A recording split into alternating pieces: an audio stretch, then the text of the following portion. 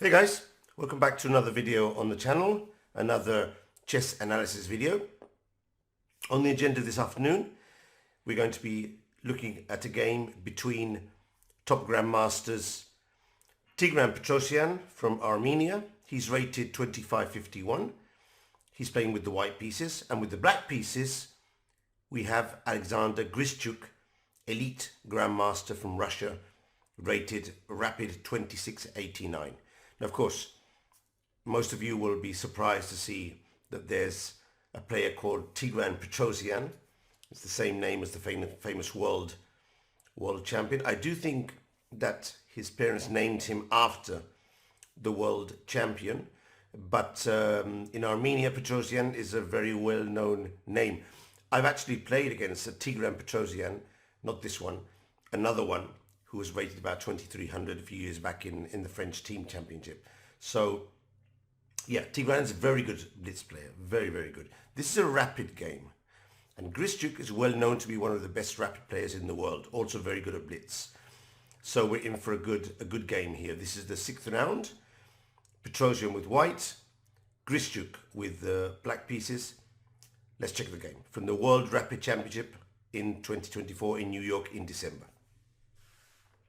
Okay, so Petrosian opened with c4, the English opening, and Grischuk for this game decided to play pawn to c6, which is a move a lot of people use to play the Slav defense. So after d4, no doubt that Grischuk is going to play d5, and we have here the Slav, or maybe the semi-Slav, depending on what variation black decides to play. But it's the Slav.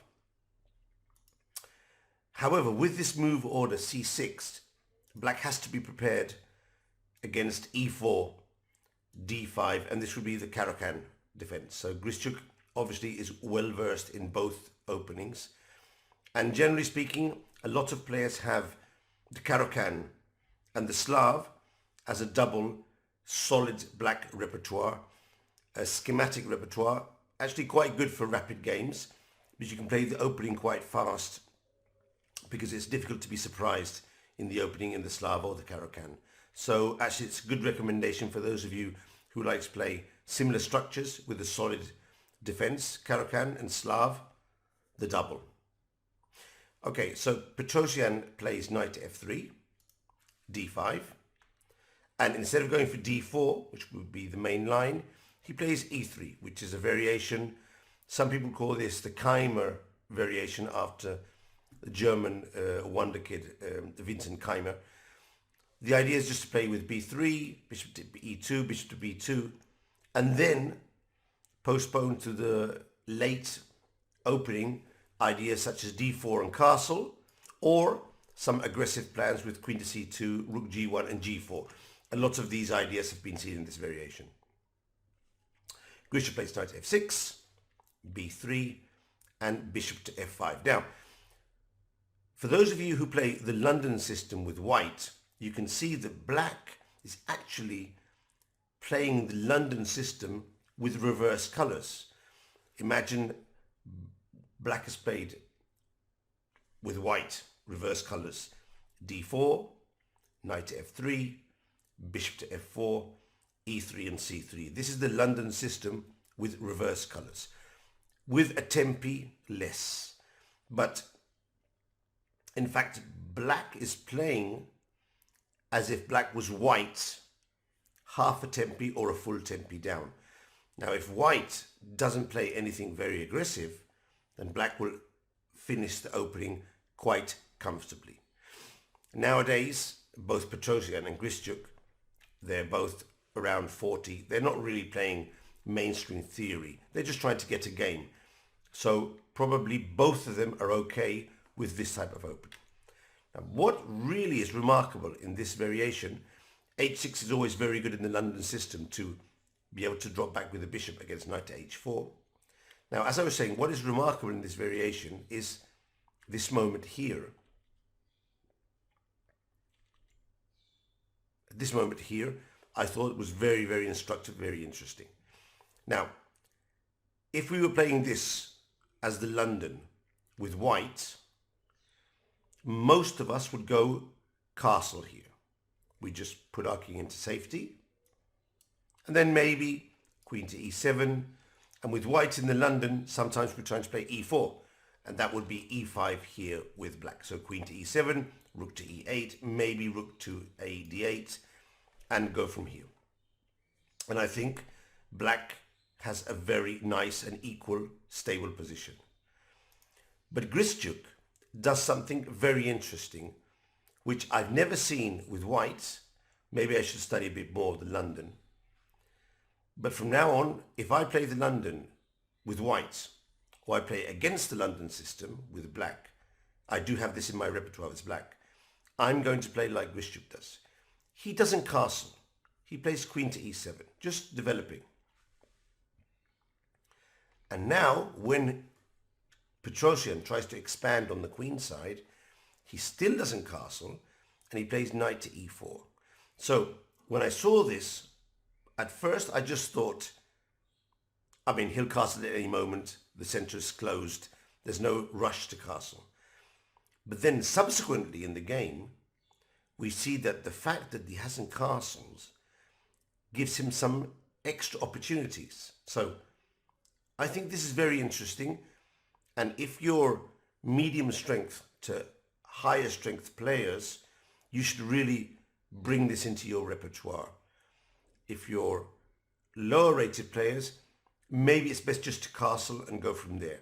But medium high rated players, look what Grischuk does. Now, of course, white could have swapped knights. Probably Grischuk would have taken with the pawn to unbalance.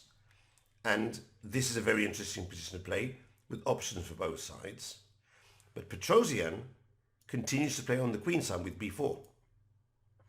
Now, a6 is always a very good move to control a bit the position. Now, if white goes b5, he has to take into account that he might lose the a3 pawn. So a6 is okay. Now I was thinking that maybe the best option for white would have been to play c5 here, hitting the bishop. And now either you drop back to c7, but if you want to go back to b8 to allow for a queen to c7 option later on, you are blocking in the rook. So if white wants to play c5, he should really do it now before black gets the chance to play rook d8.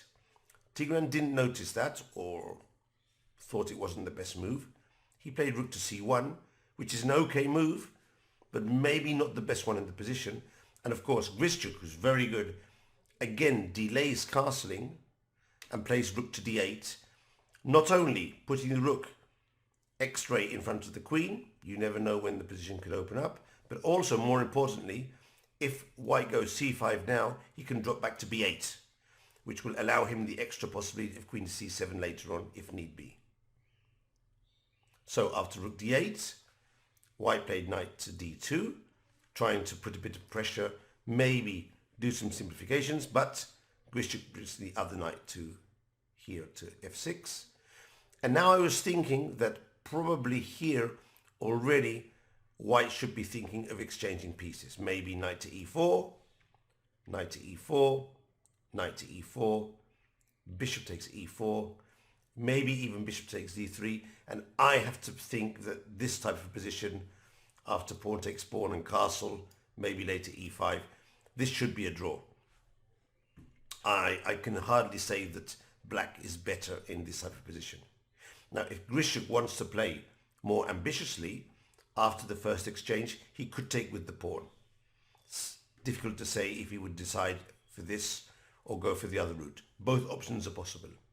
If you go for the other route, mass exchanges, probably a draw. If you go for this route, then you unbalance the position and there's risk for both sides. But Petrosian, after going back with the knight, decides to return, already showing some, I don't know, some sort of psychological weakness maybe. And Grischuk pounces on and plays knight to g4. Already, you know, hitting the pawns on f2 and h2. And against h3, here is where we can see, by delaying the castling, Grischuk gets in this extra opportunity. Instead of retreating with the knight, he goes pawn to h5. Fantastic play. Now the king is relatively safe in the center. Could even go to f8 if need be. But he has quite a strong center here. And this reminds me a lot when we play the London with white. These knight to g5, h4, allowing your knight to be captured. Those of you who play the London, I'm sure you sort of notice these plans. He's doing it with black, and it's very dangerous. For example, let's say white captures the knight. Now we recapture, hitting the knight on f3, but also if the knight moves, the queen will be coming to do checkmate. Knight to e4, queen to h4, and as all of you know, this will be mate. In this case, with the knight on e4, he can't even escape. But even if the knight wasn't on e4 and he went f3 to get an escape route, we just shut in the king with g3. This is very standard. Alternatively, if white starts trading off pieces with knight takes e4, we play pawn takes, knight to d2, and now bishop to b8, preparing queen to c7, and at the end of the variation, this could be mate. Again, if the knight is captured, we can do various things. Pawn takes pawn is also winning, but sticking in this check is very good because it allows us to bring the pieces over with tempi, and here we close down the king side and do mate. So the knight can't be captured, and as the knight can't be captured, this is already very dangerous because black can play bishop to b8 and queen to c7, or sometimes even rook to h6 and rook to g6. So this is already quite dangerous for white. Petrosian plays queen to e1. Maybe just trying to put a bit of defense here. Possibly trying for this, but already queen to e1 is a very, very bad sign that things are not going well for you. At some point, if a queen lands on h4 and the knight has moved to e5, f3 would swap the exchange of queens, but it's already very, very difficult. Bishop to b8, a very good move. Now white decides to exchange knights. Pawn takes. Knight to e5, a good move, blocking off the bishop on b8, but the queen goes through another route. So now the queen is passed to the king side. f6 could be a threat at some point. If the knight goes back, the pawn will capture the knight, so nothing going there. And here, if the knight is taken, we just recapture, and again the queen goes to the h file with a winning position. Now the computer gives one line which sort of holds, and as it's very instructive, I'm going to show it to you. And also it's a line which will give us awareness on defensive procedures. Check this one out. The best line, according to the computer, is to play king to h1, f6, and now f4. Okay, up to here, not so difficult to spot. The queen should go back to h6, and just now we capture the knight, and we blast the position open with d5. Now, you might be thinking, Michael, this is completely ridiculous. I mean, the queen, the rook, the bishop, white is going to be dead here. But check this out. If mistakenly black captures an h3, white has a very interesting defensive resource that all of you should know how to use. This would be in my 100 defensive resources that you have to know. This one will be in here. We go g4. And we use our opponent's pawn as a barrier to hide our king behind. Now this is a very interesting resource, and in fact in this position the engine gives white with the advantage because there's no longer a direct attack, the file is blocked off, and white has the initiative in the center. So this is a very interesting resource. Obviously Grischuk would have noticed this and would not have played pawn takes pawn. Probably he would have kept looking for the initiative with g5, but no doubt this was the best chance for Petrosian, to save the game. But in rapid chess, it's not so easy to spot these resources because you're under pressure on time. And he played g3. And now knight takes e5 and bishop takes h3. Black is winning the exchange. The game is over. However, after queen to c3, instead of capturing the rook, which was perfectly correct and probably the move that I would have done, Grischuk understands that this is not a time to capture material, but to push on with the attack. And he plays h4, and now white is completely busted. In fact, white resigned in this position on move 21, giving us a lovely miniature game. But I mean, pawn takes pawn, followed by queen takes g3 and mate. There's no good way to stop this. The only way I found to stop this is to play g4. And again, bishop takes rook is winning. But I think that Grischuk would have played bishop takes g4, queen takes g4, and I'm pretty sure that he would have gone for rook to h5 here, trying to get the rook into the game, trying to hit the pawn on e5. This is going to be over very, very, very soon. So, a very, very good game by Grischuk. What have we learned in this game? Apart from enjoying a nice attacking game, we've learned some ideas in the London system using reversed colours. Reverse colours, London system, which can be used against the English opening, as you've seen, or against the Reti opening. Both, we can use this London system with reverse colours.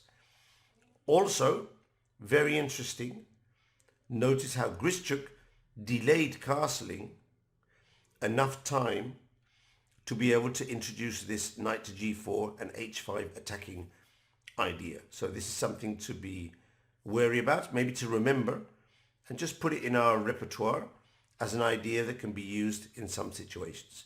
Then there's some tactical accuracy in calculation, obviously. That's why these are top players. But from an opening standpoint, I think there's quite a few useful things we've learned in this game. At least I've learned them, and I'm throwing them over to you so you can learn a bit more about chess, opening play, and in this case, playing with black. I hope you enjoyed. Have fun out there. Remember, it's cold here in Barcelona, but the weather will get better. And yeah, leave a comment below and tell me where you're signing in from. Which is your country? I'd like to know where my audience is signing in from around the world. So if you enjoyed, to leave a comment below, I'd really appreciate it. Have fun and see you in the next video.